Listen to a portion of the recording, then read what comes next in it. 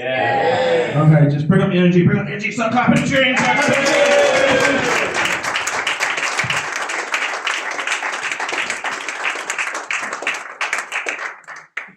Yeah, a lot have made it. I've got one name now, I'm like, Cher.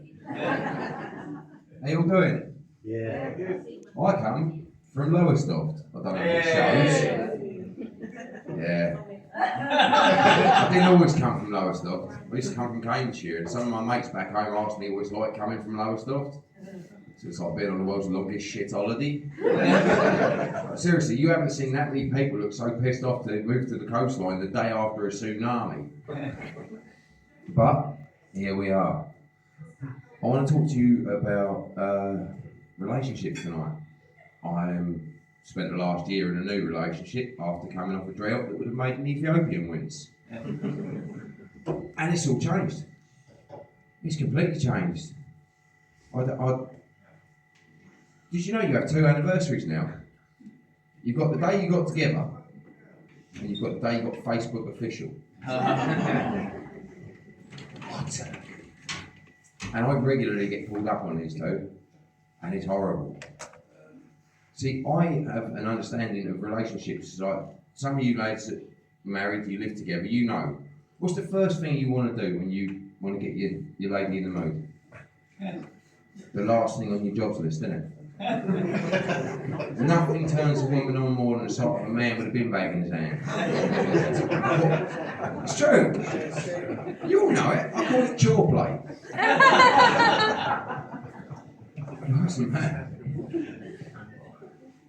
I'm an 80s kid, and in the 80s, you remember the phones, the little phones?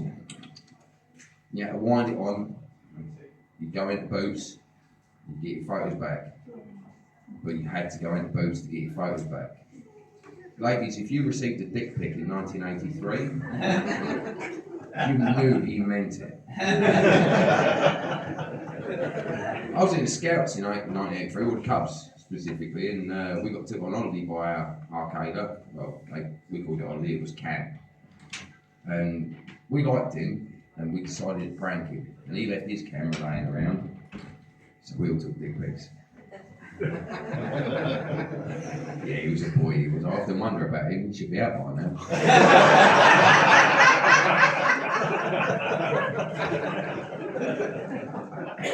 Look at that, I forgot to start my watch again. In the 90s, I had a girlfriend. And do we all remember the Brazilian? You know, not the full shape, not the eggshell finish, people wanted, no. Just a little landing strip that the ladies all went in for. And my girlfriend, she decided to give herself one of these, and she asked me what I thought of it. Well, I'm a comedian, and her timing was shit, because I still had a knee each side of my face. So I said the first thing that popped in my head, didn't I? I said, boy, if I'm honest, love, it was like French kissing Adolf Hitler. Slapped me clear off the bed. Bush, dickhead! I'm on the back foot now, aren't I? I start saying shit that's even dumber than the stuff that got me in trouble in the first place. I'm like, oh baby, don't be like that. You know I love that guy. I've seen all his films. No. There's a link to this, and unfortunately this happened this week. See, my missus, she's recently started a night shift. She's caring for people, and she trims my beard for me with these little cordless trimmers, and I've got ADHD, and she left them out, and I was unattended. And I thought to myself, because there's a bit of an age gap between us, I thought I'm going to try and be like the younger lads, the trendier lads. I'm going to give myself a little trim up downstairs. Yeah, Captain How Hard Can It Be came out to play. Turns out, much harder. So I'm there, I'm sitting there, going over and doing illustration runs like Airwolf. Chonk. Fuck. And we go down an inch. Now I'm playing Tetris. Chonk. Fuck. Oh, fuck. Again. Now I look like Gonzo from the Muppets with a unibrow. It's not going well. Oh, I can't leave it like that, can I? Now I look like an 8-year-old with a beard. It's not a good look, is it? I don't know what these young lads are thinking. So I wait, and she comes home from her night shift, and I don't have the words, so I just roll back the duvet. I've never seen that woman laugh so hard in all her fucking life. So yeah, I think I'm going to leave young trends for young people from now on. Probably won't surprise you to learn I'm the uncle that never gets asked to babysit. It's not for the reasons you're thinking, I know, I look the type. No. See, kids are like skydiving, right? You do it once or twice, it's going to be fun. Keep it up, it's what's going to kill you. Fact. My sister wanted one girl. She got 4 boys. One more, the council's going to move her into a shoe. Right? And she's come up to me about the younger two. She says, will you babysitting for me? I said, what the hell am I going to do with them? She's just stick her in front of a film, they'll be fine. I said, what film? She says, you know, the one with the hotel and all the scary monsters. Well, turns out she meant Hotel Transylvania. Those boys did not enjoy The Shining. She came up to me later on, she said about the older two, she said, I'm sick and tired of it, they all start a new hobby, they do it 5 minutes, I want all the expensive equipment, they bankrupt me, then they jack it in 5 minutes later.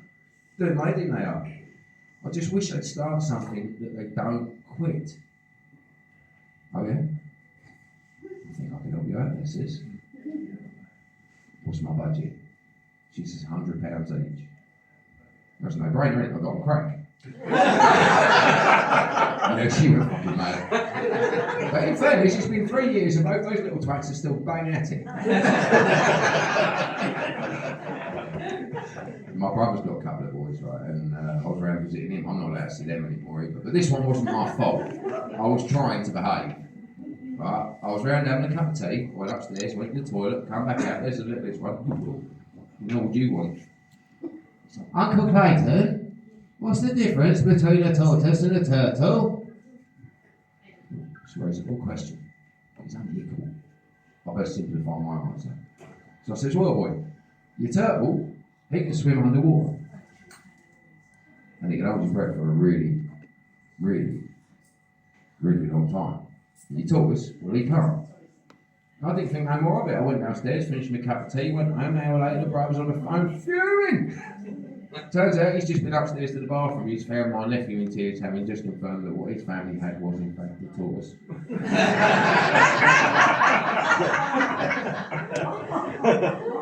Not my fault, right? Yeah, I go on the internet a lot. I probably shouldn't, but I do. And one of the things that really winds me up at the minute is people trying to sell broken shit on Facebook. Oh, that does my head in. I wasn't aware that dustman was such a prestigious job. We're all paying to do it these days. I saw one, right? It's a used garden wood chipper. Was working fine. Suddenly stopped. No idea why. Could be an easy fix for the right person. £30 buy, I must collect. I thought, right, so you want me to pay you 30 quid, come take your broken shit out of your shed.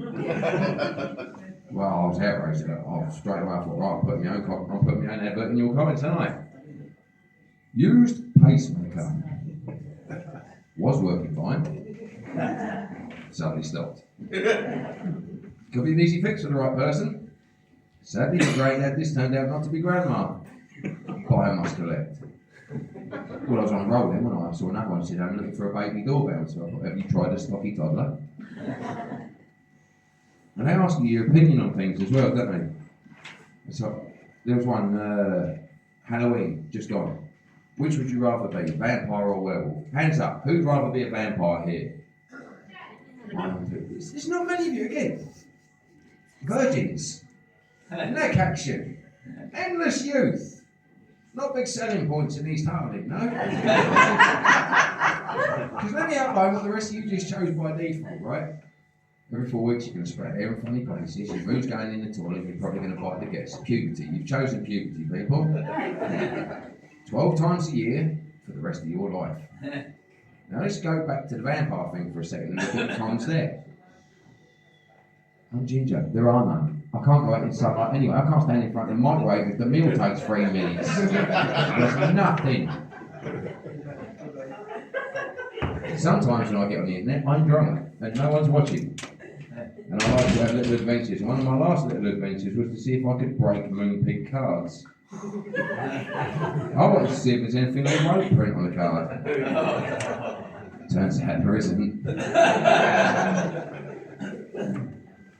Now, I come from a long line of jokers. My granddad once famously faked his own death just to pull off the world's most badass knock-knock joke at the funeral.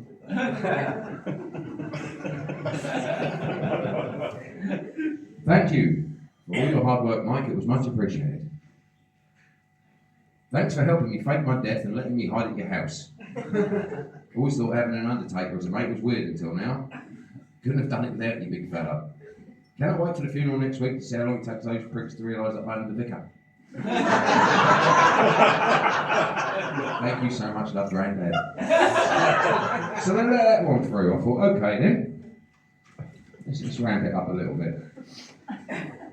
Mum, you're loved and appreciated today and always.